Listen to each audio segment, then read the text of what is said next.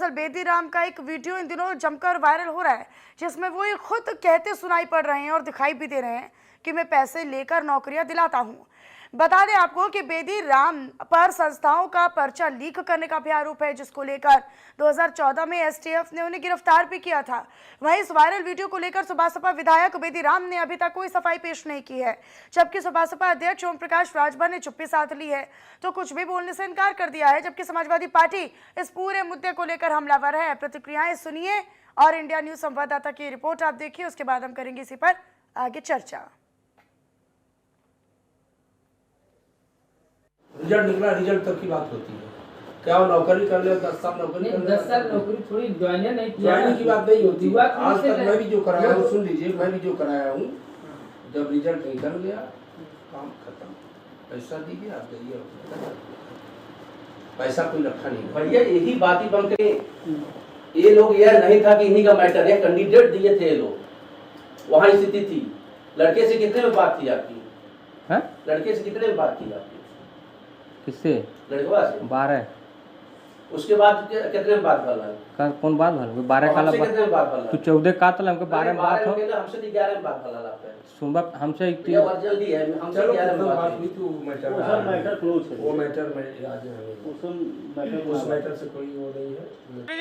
यार हम वापिस आ रहे हैं, वापिस चलो भाई, चलो बगल हो ना, बगल आपके विधायक के ऊपर आरोप लगे हैं सर। जिस तरह से उत्तर प्रदेश और देश में परीक्षाएं लीक हो रही हैं, हम लोगों को पहले भी शंका थी और पहले से हमारे नेता आदरणीय अखिलेश यादव जी कहते आ रहे हैं कि इसमें भारतीय जनता पार्टी के लोग इन्वॉल्व हैं और वो धीरे धीरे सच साबित हो रहा है। अगर एजेंसियां जांच करेंगी तो जो भी पेपर लीक हुए हैं उनके पीछे भारतीय जनता पार्टी के नेताओं का नाम जरूर आएगा। क्योंकि सरकार इसमें मिली हुई है, इसीलिए इसकी तथ्यात्मक रूप से सही जाँच नहीं हो पा रही है। हम तो एजेंसियों से आग्रह करेंगे कि इसकी निष्पक्ष जांच करें। केवल बेनी राम ही नहीं, सुहेलदेव पार्टी के बेनी राम के अलावा भी भारतीय जनता पार्टी के तमाम बड़े नेता इसमें संलिप्त नजर आएंगे।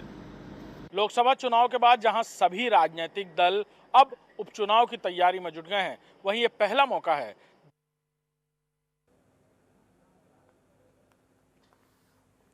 तो ये आपने तमाम प्रतिक्रियाएं सुनी। इसको लेकर सुभासपा खासतौर पर ओपी राजभर इस पर कुछ भी कहने से बचते हुए नजर आए। नजरअंदाज इस प्रश्न को लेकर उन्होंने किया।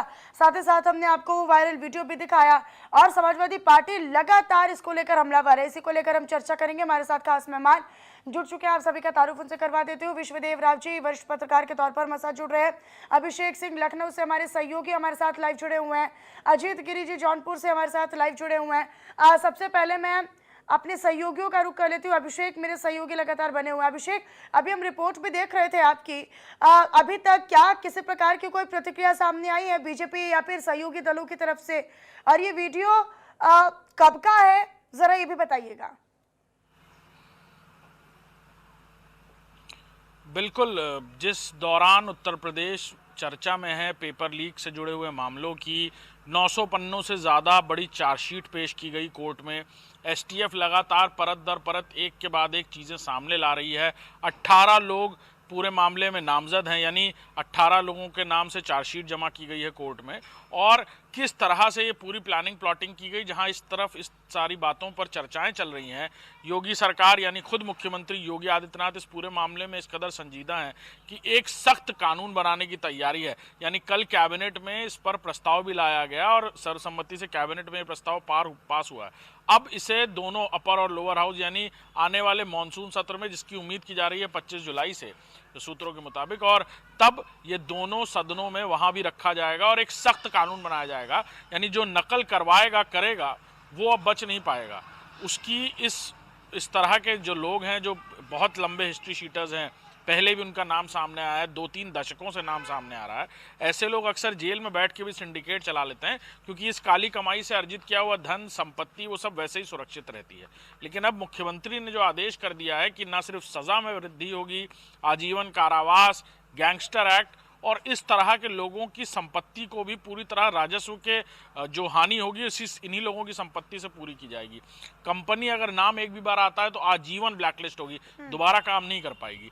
तो ये वो सारी बातें हैं जो एक नज़ीर की तरह हैं। और इस बीच बेदी राम का इस तरह का वीडियो ये वायरल होना सोशल मीडिया पर पूरी तरह इसको चर्चा का विषय बन गया है।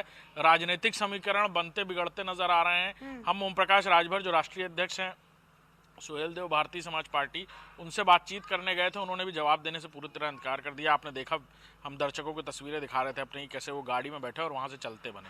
तो कोई बात करने को तैयार नहीं है। उन्होंने अपने कुछ सहयोगियों के बीच एक वीडियो जो हम सभी जगह देख रहे हैं, सोशल मीडिया पे, इंडिया न्यूज़ पर भी देख रहे हैं, उस पर उन्होंने अपने सहयोगियों से वाहवाही में ये बातें कह डाली कि उन्होंने कितने लोगों को सरकारी नौकरियां दिलवाई हैं। और जब इस तरह के पेपर लीक, पेपरों की शुचिता बरकरार रखने के लिए एक ऐसा मुख्यमंत्री है उत्तर प्रदेश में जो रातों दिन इस बात के लिए काम कर रहा है कि कहीं से उत्तर प्रदेश के नाम पर कोई बदनुमा दाग न लगने पाए, वहीं कुछ लोग ऐसे भी हैं जो इस तरह की बातें बड़े खुल के, बड़े जोशो खरोश से जनता को सोच रहे हैं कि लेकिन ये तो घर में रहकर ये जो भीतर घात करते हैं या फिर घर में रहकर इस तरह से कृत्य करते हैं कि पेपर लीक करवा देते हैं। और ये तो ये कह रहे हैं कि हमारा नाता न केवल यूपी में, यूपी में तो दोपहर ही शोर मच जाता है। वो तो आप ये देखिए अभिषेक कि किस बेबाकी के साथ वो ये कह रहे हैं कि हमारे तार तो यूपी, बिहार, मध्य प्रदेश, तेलंगाना, साउथ यहाँ तक जुड़े हुए हैं। तो सबसे पहले कानून तो बाद में, पहले तो ऐसे लोगों पर और ऐसे नेताओं पर कार्रवाई होनी चाहिए। अजीत का मैं रुक कर लेती हूँ। अजीत, जौनपुर का ये वीडियो है, हालांकि इसको लेकर फिलहाल सुभासपा की तरफ से कोई ऑफिशियल स्टेटमेंट आया है, किसी प्रकार का कोई बयान आया है, कोई स्पष्टीकरण आया है क्या? क्योंकि अभी जो हमने रिपोर्ट देखी उसमें ओपी राजभर पूरी तरीके से बच रहे हैं। जी, आपने बिल्कुल सही बताया। जिस तरह से हमारे सहयोगी अभिषेक सिंह ने बताया कि उन्होंने सुबसपा के जो राष्ट्रीय अध्यक्ष से बात करने की कोशिश की, वो बचते नजर आए। वहीं जब यहाँ जो जखनिया विधायक है बेदी राम, उनसे हमने बातचीत की तो उन्होंने साफ तौर पे से इस वीडियो को, मैंने कहा कि ये वीडियो जल्द ही हाल में ही बनाई गई है और ये किसी उस व्यक्ति के द्वारा बनाई गई है जिसके पैसे आपने नहीं दिए होंगे। उसने आपका स्टिंग ऑपरेशन करके वीडियो वायरल कर दिया। वीडियो वायरल होने के बाद चर्चा का विषय बन गया है।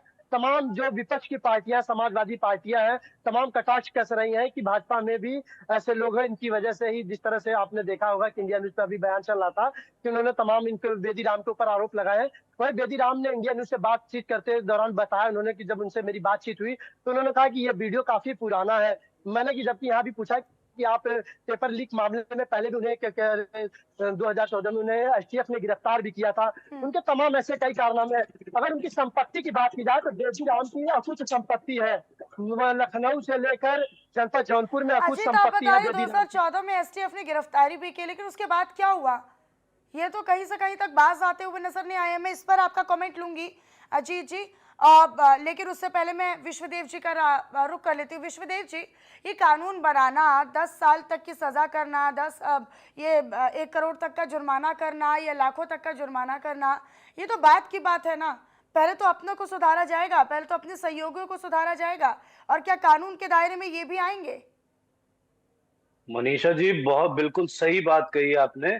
अभिषेक ने एक बात कही कि इनको बेदी राम साहब को अरेस्ट किया गया था।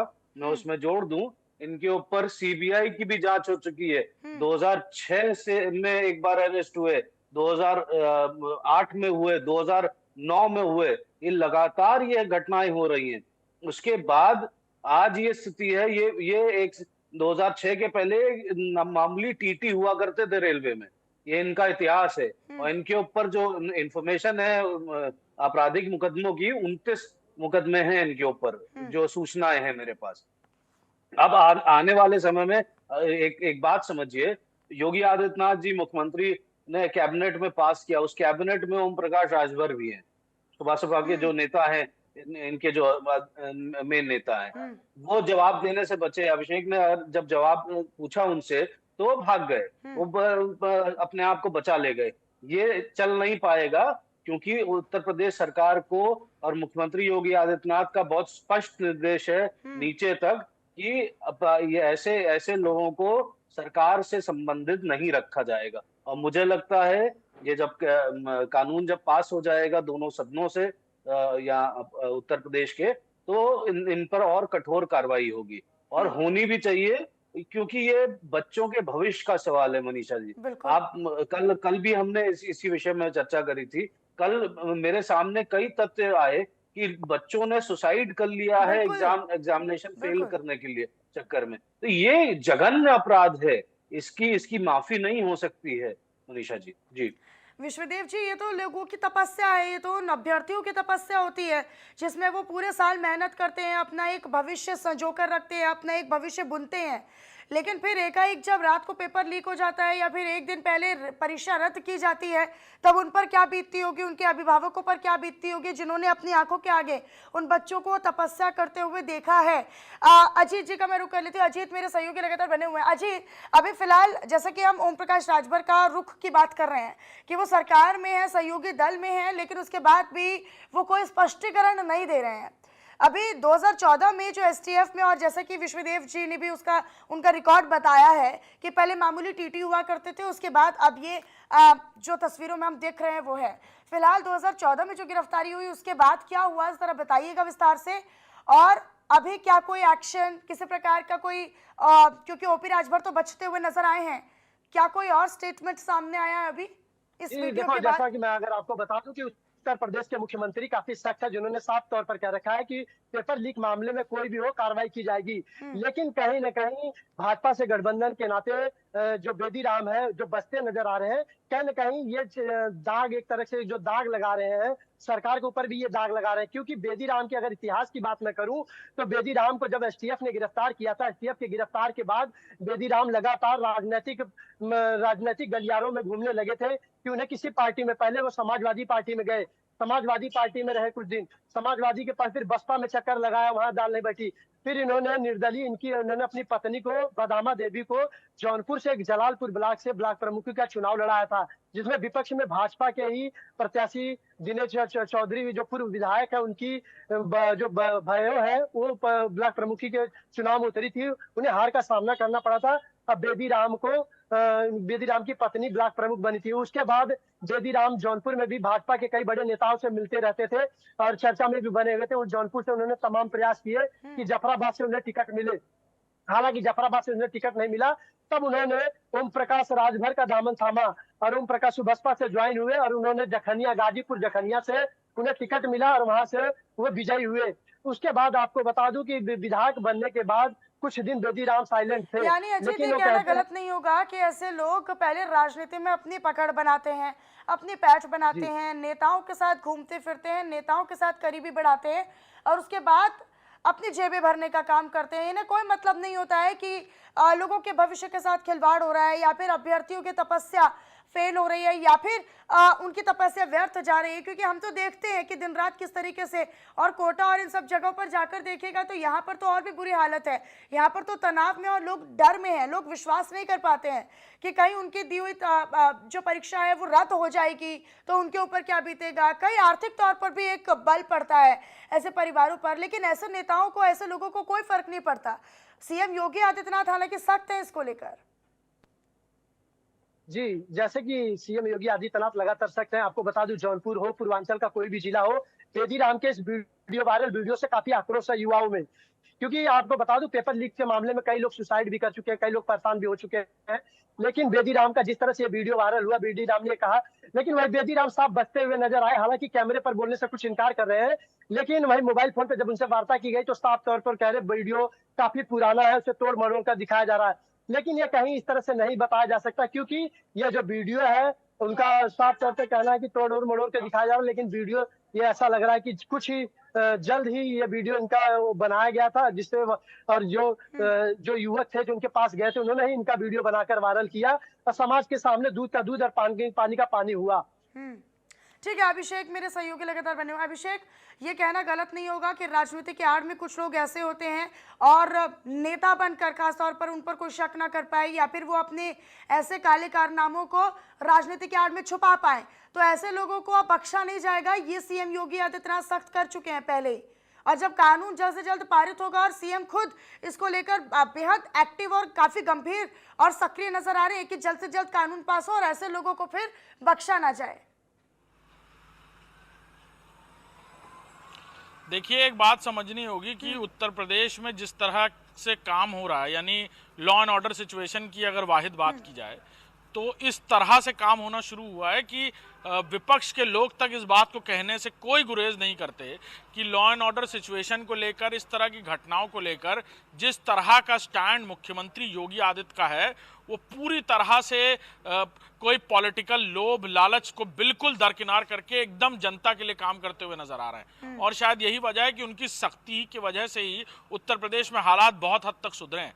लेकिन जखनिया विधायक की बात हो, जिस तरह वो अपनी वाहवाही कर रहे थे कार्यकर्ताओं के बीच और किसी ने रिकॉर्ड करके इसे वायरल कर दिया है, तो ये पहला मौका नहीं है। विश्वदेव राव जी बता रहे हैं रेलवे की भर्ती के मामले में बेनी राम कई सालों तक एक ब्रांड की तरह इस्तेमाल हुए यूपी पुलिस में, यानी रेलवे की भर्ती का पेपर लीक हुआ और बेनी राम गिरफ्तार हुए। इस तरह का मामला कई बार हुआ है। अब वो चुने हुए राजनेता हैं, चुने हुए विधायक हैं, वो मामले कोर्ट में विचाराधीन हैं, अंडर ट्रायल हैं, लिहाजा हम ये बहुत कुछ नहीं कह सकते। लेकिन इस तरह की बातें हैं और राजनीति में आने के बाद अगर इस तरह की बातें कोई कह रहा है तो बिल्कुल वो शोभा नहीं देता, और दुर्भाग्यपूर्ण इसलिए क्योंकि वो भी इस सरकार का हिस्सा हैं, एनडीए का हिस्सा हैं।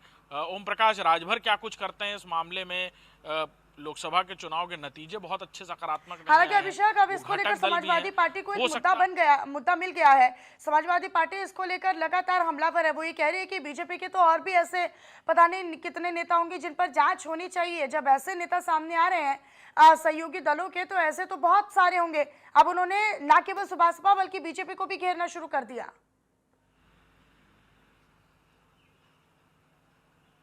अब राजनीति होना इन सारे मामलों में बिल्कुल लाजमी है।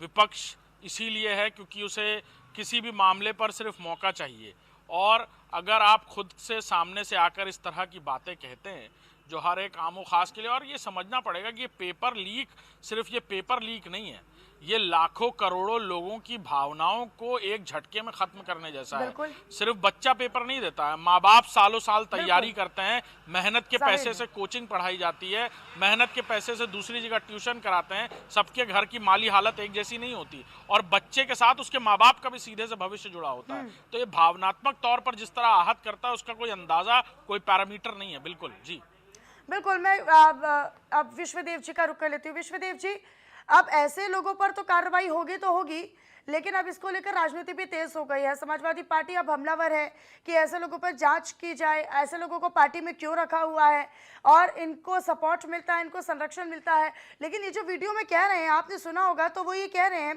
कि हम तो छुटमुट मामले लेते भी नहीं हैं, हम एक दो मामलों को लेकर गंभीरता से लेते भी नहीं हैं, हम तो 50, 20, 100, 200 तक उन्होंने बाकायदा आंकड़ा पहुंचाया है। तो लिहाजा ये तो शह के आधार पर बोल रहे हैं, और ये कहीं ना कहीं उनके हवा में कॉन्फिडेंट भी नजर आ रहा है कि वो तो माहिर हैं ऐसे लीक करवाने में, चाहे वो कोई से भी भर्ती परीक्षा हो। उन्होंने बताया कि उनका हाथ हर परीक्षा में है, पैसे लेते हैं और फिर परीक्षा लीक करवाते, पेपर लीक करवा देते हैं। मनीषा जी, ये अजीब अजब विडंबना है। हाँ। आजकल के राजनेता क्या समझते हैं कि वीडियो रिकॉर्ड हुआ उसको मैनिपुलेशन कर देंगे? ये सब पुरानी बातें हैं। आजकल वीडियो एक सबूत के रूप में कोर्ट में पेश हो सकता है, और वीडियो रिकॉर्डिंग